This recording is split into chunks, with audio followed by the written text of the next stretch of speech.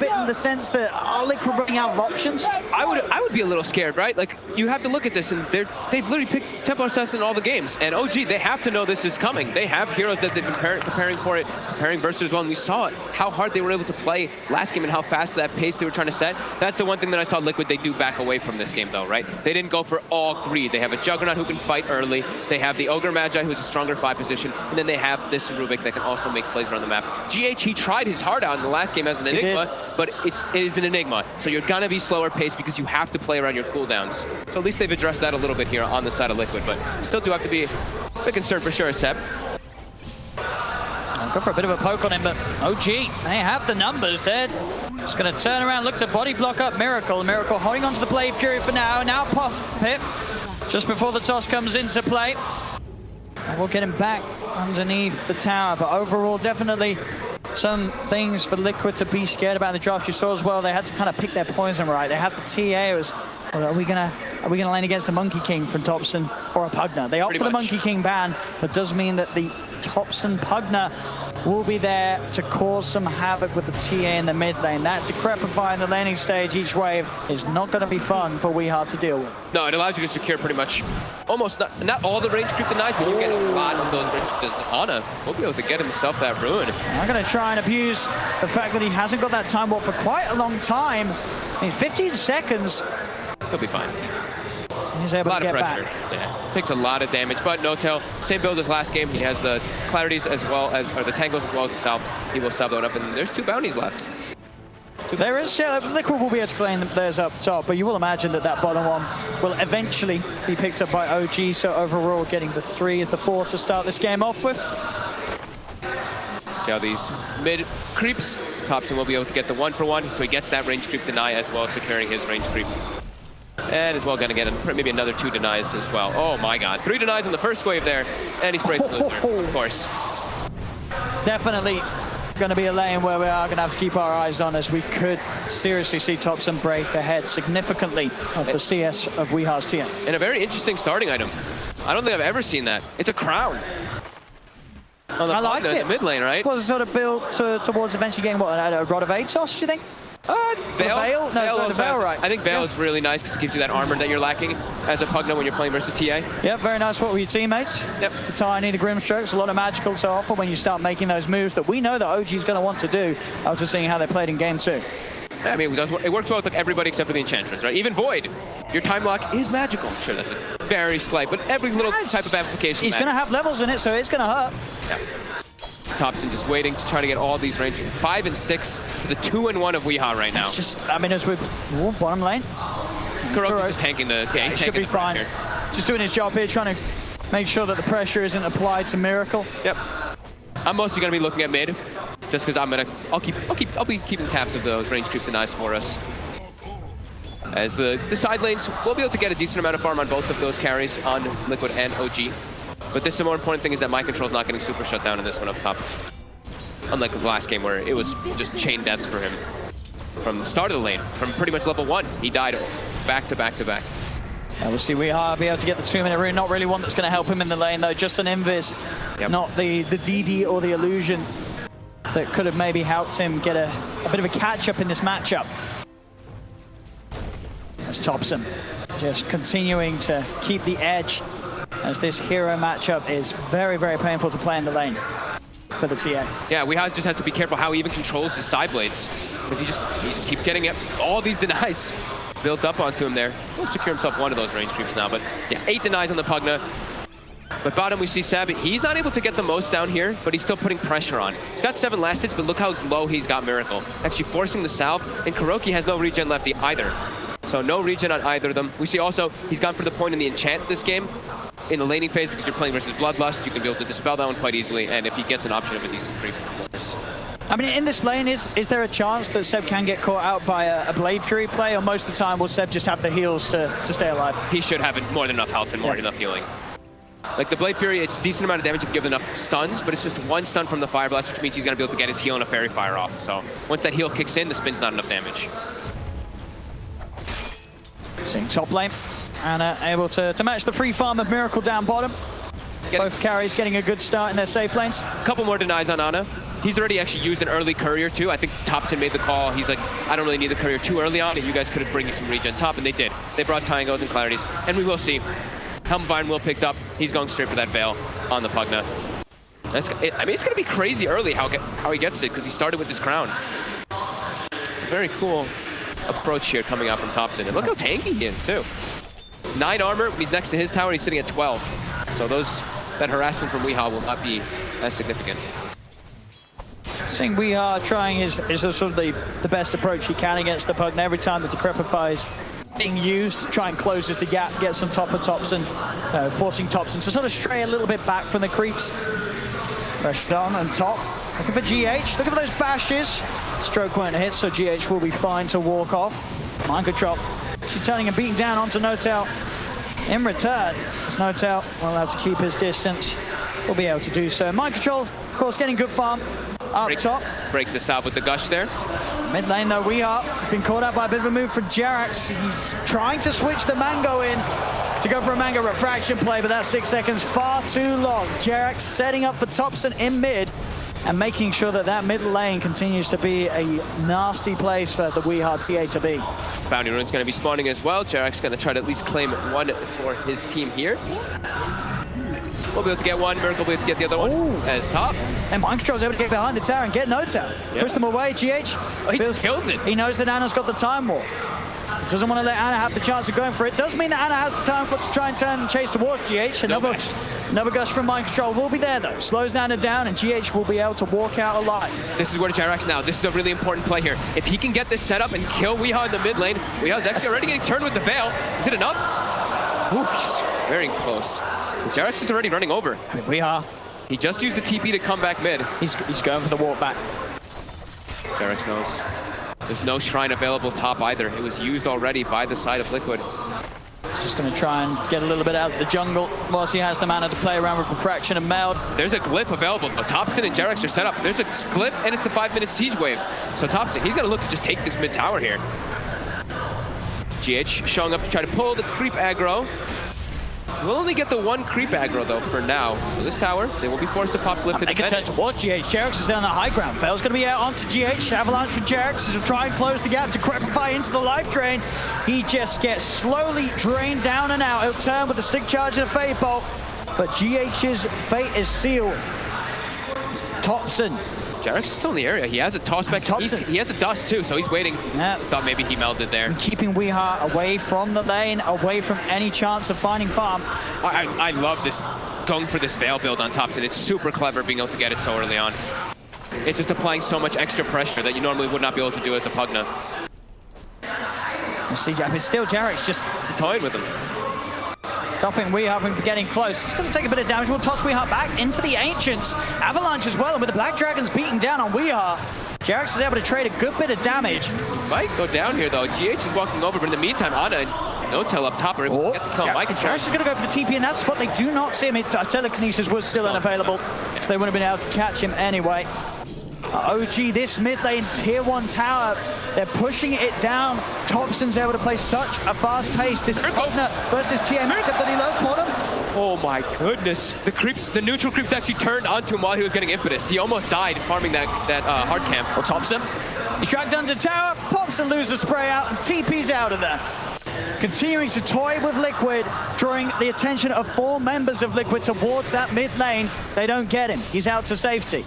And now Miracle, who he's been having a pretty decent time in that bottom lane, 40 and 6. Enchantress has hit 6. We know what happens when Enchantress hits 6. You get forced out of lane. It's exactly what's happened now to Miracle. As he's pushed to the jungle for the time being, he's going to farm maybe under the tower here.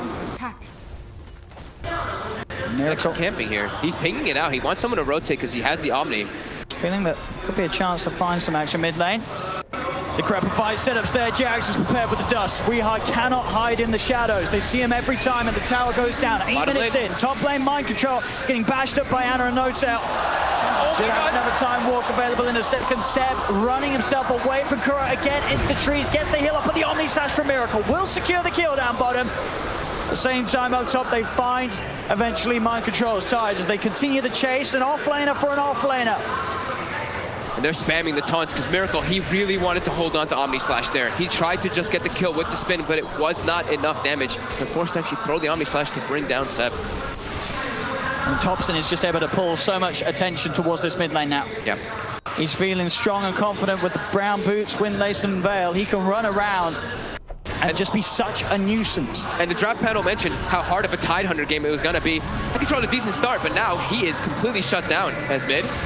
Gonna get the Inkswell stun onto We Are. GH is there to help out. Another blast. Mind control heading over. He's only level 4 on the Tide at this point. I think they thought he was higher level than that. Noto throws the silence on him, but it's only level 4 Tide. And they're going to live train him down. Slows there with a stroke of fate. Will be able to crack his shell off, but Jarex with pixel perfect body blocking there. Well, I say that. Miracle's going to come in with a Blade Fury. They punish Jarex for it. They do lose mind control.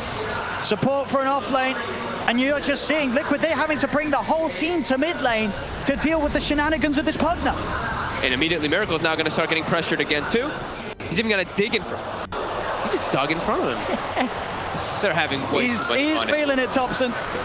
They have Ana free farming top, right? This is a treads into Midas Void who has pushed the Tide Hunter completely out of lane. And like we said, mind control. He's 1 in 3 in the this game Phantom again. Embrace, and it's such a nasty combo to Crepify Phantom Embrace. There is no counter. There is no counter. There is no counter.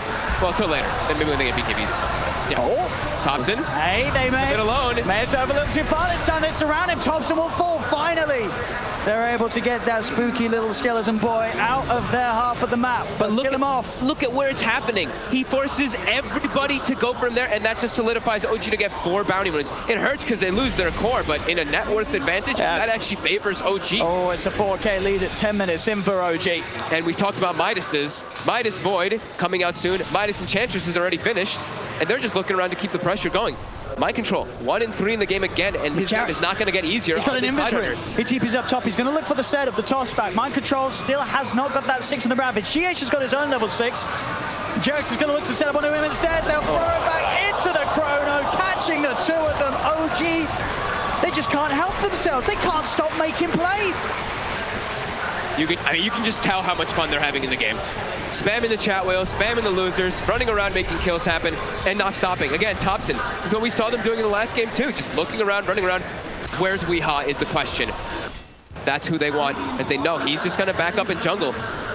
This is getting pretty out of control already, a 5K advantage, and they're fighting Miracle. Thompson is going to get stunned up. I mean, Miracle, he's got the Blade Fury and the Omni Slash to play around with. Soulbind's going to lock the 2 of them down together as No-Tail's looking to turn, moves in with the silence. The goal dead. The Ravage comes out, but they've already lost the 2 of them. They'll get No-Tail in response. But now OG, they can turn and collapse onto mind control, surrounding the Tide. Jarex and Thompson said they're not going to stop chasing this. A trap slow will come out. It doesn't matter. Thompson, another Decrepify blast, secures him the triple kill. He's going for another. They're not done yet, OG. He's got the stolen Inkswell. They'll keep their distance. Jarex closes the gap.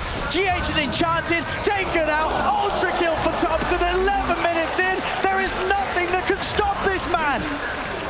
This is just getting so out of control. It's just, look at the net worths. They almost have 4 of the 5 top net worths in the game. Miracle has no place to go in the game. He's running around trying to salvage the problems that are happening absolutely everywhere in the game because he's level 7 is Jug. But look at this hero damage. It's 12 minutes in and he has 10,000 hero damage. Absolutely. You know, this is just numbers that are unheard of this early on in the game. The Thompson Pugna, I mean, they took their chances, right, as we said in the draft. Pick your poison. But ban the Monkey King. The Thompson Pugna was always going to be left in. They've got to kill him. They've got to do something about it. They'll surround him. They've got the Blade Fury. They have got the stun. Thompson falling low upon the stick charge. Tries to stab with the light trap, but they kill him off. Big kill here for Liquid. Can they get more? The rest of OG have turned up. They'll focus down Miracle. Ana, he's coming in with the wraparound, and Ana, he's nearly got the Chronosphere back online. Liquid have to be a little careful how they approach this. Jarex forcing Weehaw away from the rest of his team. Miracle, he's trying to run. Chrono's going to be back up in 5 seconds. Quick tread switch and a time walk port from Ana allows him to close the gap. If he wants to pop the Chrono for this, he brought the 3 heroes. He's thinking about it. The Shrine has been used. They're healing up. Ana trying to find the perfect angle. No-Tail's coming in with the wraparound. Mind control's back in.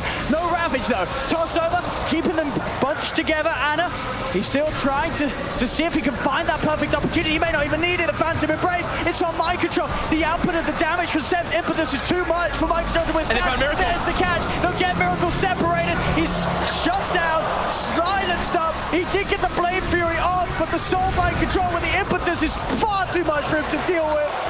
As OG, oh my god, they keep looking for more. They're just giving us the repeat of game 2. In the same exact area, at the same exact time too. It's like 12 minutes in, 10 heroes gathered around the Ancients areas. Weeha's like, okay, well I can't really fight this. I have to find my own time. Weeha's actually gonna go for a Blink Dagger to try to match and be able to fight and be able to respond to OG's aggression. Look at the drag. Onto Jarrett with that telekinesis, but again, OG, they just have the numbers here. Liquid are not ready to take these fights. This is just an absolute dismantling coming up from OG. They're not giving them any room at all. And it's not this time like they have all these long duration ultimates. They're just punishing them for everything. The Jug pick, he's not really farming at all. Weeha either. Everybody on the side of OG is farming perfectly fine, and they have minuses. I mean, Miracle. He walks into lane. He nearly dies immediately to the combo. To the control on Thompson. Again, that's right with a 4-line avalanche, but Jarrett takes him out. Mind control, past the Ravage. Have they got the damage to finish these two off? Thompson's still alive. He's able to back off, and now again, the rest of OG's turned up. Seps in the neighborhood. Toss over for Jarrett. Kuro and GHB focus the X-Well on Jarrett. Does it hit Kuro? It doesn't matter. No tail has the stroke of fate, and it's enough alone. As it's now a 10k lead, 3 dead on Liquid, so again, OG will be able to reset, get those bounty runes if they want. They may just keep the pressure on Ana. Down bottom, he's trying to go head-to-head with Weeha. It's the one bash. There's more support coming in though. Jerax, as well as No Tail, are in the area. Weeha will get spooked and push back. And look at that, just it's a 10,000 gold lead. The experience is even 10,000. What are they? Look at these hero levels. A Thompson 13, Seb 12, Weeha's 11, but then look at this, it's all of OG at the top of the board there with the levels, with the gold, with everything. So far in this game, they are just dictating the pace and giving no room to Liquid. All the moves are on their side of the map. Liquid, even if they do get some kills, it's all the way pushed back on their side already.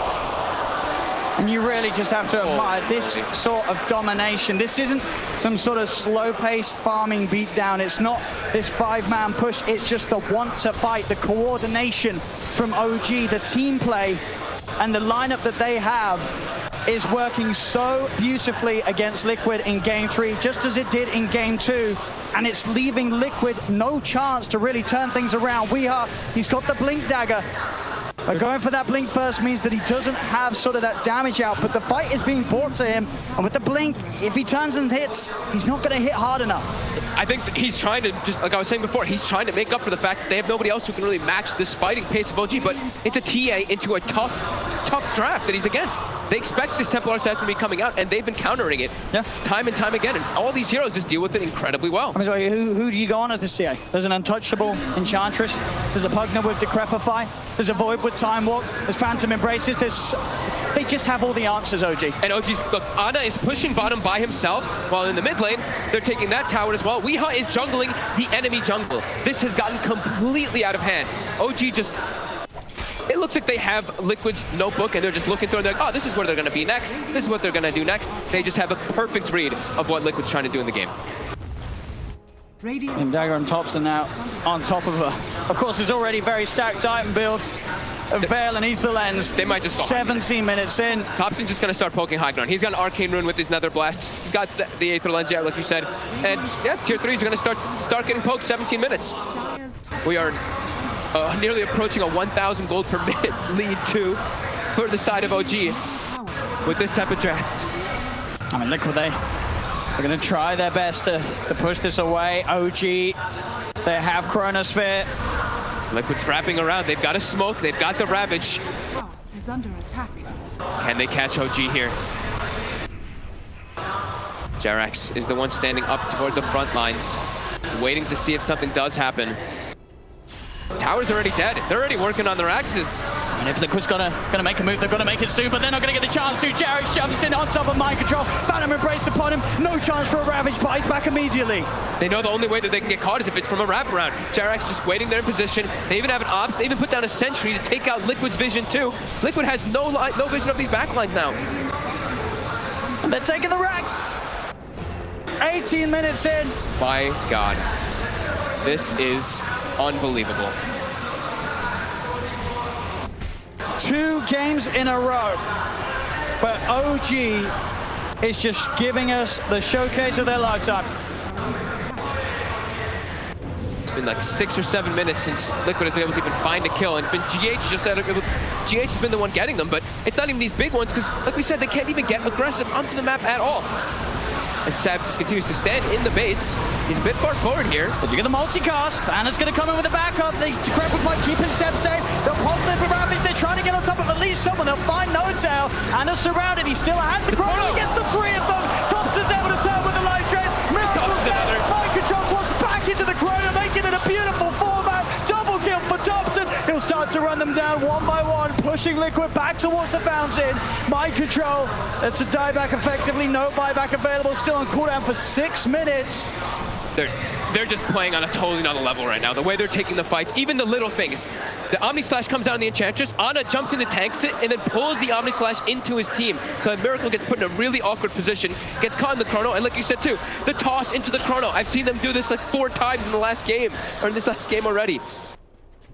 And Thompson just continuing to reign supreme in the game, just constantly looking for these aggressive plays. Ooh, quick blink out from Weeheart will mean that he won't die this time. But can they come back in this game? Liquid down 15k net worth, down a full set of racks before the 20-minute mark, 25-8 in favor of OG. 16,000 gold lead. They're going to get themselves at least 3 bounties, over 10,000 experience lead, and that Dota Plus does say the 99% right now. So only a 1% right now for Liquid. It does feel like that as well. Do you get the play field off in time? Ana! They actually get it down. Weeheart's able to get in with the blink mail. Can they get more out of this? No-Tail will pick up the rune, has Thompson by his side, but Liquid they're chasing. They'll look to move on to the high ground, turnarounds there. Jackson's in with the combo, the healing wall. It's not enough to keep Miracle alive. Miracle's dead for over a minute as OG. They can now go back to chasing for more. GH tries for the TP out. Seb finds him, doesn't get enough damage in time. GH will escape. Decrepifies there. Liquid, they do get in, take down a second as they'll find No-Tail, but the toss back. Avalanche for Jags, catches the 2 of them. He's got the invis, they don't have detection. They've got AoE. Soon with the refraction. They will let him be. And this going to be able to blink, or is he? He's not going to be able to blink. He's not going to be able to blink. Thompson. The ward is down. He pops refraction. He gets hit by the damage. He can't actually blink. Gets put back on the cooldown immediately. My God, these fights. I mean, look at the tie. Thompson 17-2 and 7. 17-2 and 7. He's making this look like the easiest game of his life. He really is. Yeah, he really is. It's hard to even like point out all the other things, like how well Jerax is playing as well in this game. Just always being in the right place, getting these incredible toss combos. Because Thompson, like you said, has 17 kills at the 21-minute mark. He's been involved in 24 of the 28. Thompson, he really is. He's the mid that everybody wants on their team. This is the pinnacle of the Dota 2 mid player. Especially for the carry player. Any carry looks at this and they're like, wow, I wish my mid player would go around killing everybody every 5 seconds. It's looking pretty out of control here as it's a 19,000 gold lead and they just keep this aggression. Liquid just can't even get their lanes pushed out in this game. Radiant's top tower is under All stacked up outside the base. OG keeping them trapped inside of there. They have everything ready. They have all their tools available to fight. They've got a rod of Atos on Seb now as well. Mind control, find the jump in with the Ravage. Weeheart's in as well. Do they have the damage out in time? They do. They kill on Thompson. There's a lot of money going the way of Kuroki though. Can they get more out of this Omni Slash bouncing around Jared? A buyback comes out from Thompson. He wants to rejoin the fight. As OG turns, they'll get one. Oh, no. There's the setup again. Ana with a 3-man chrono catches them all. Double kill for Ana. The toss up disable, taking down Miracle. The Phantom embraces on Corona. Chase him up to the base. Triple kill for Ana. 2 buybacks to come out from Liquid. But no Tide or Juggernaut available to offer their services for this defense. And they've already used everything. The Tidehunter Ravage, Jug Omni'd. I actually think Mind Control may have sold some of his items just to be able to purchase that Blink Dagger for the fight. And even then, they can't even come close to coming out ahead of it. I mean, they got Thompson. They got him, but he's back. That was it. They'll get another jump in. Mind Control trying to commit. Jarrett just turns with the toss avalanche combo. Mind Control out of the game once more. We are trying to jump in, find at least Thompson, but he's not going to get it. OG surround him, outnumber them, a toss up, send him back to the grave. GH is dead, GG is called. OG take game 3, and dare I say it, even in a more devastating fashion momentum in game 2. It didn't look like it could get any worse for Liquid after that second game, but I think it just did. I think they have to find a different type of draft. I don't think the TI9 plus the Templar Assassin can work when you're playing versus OG. They seem to just know exactly what they want to do versus it.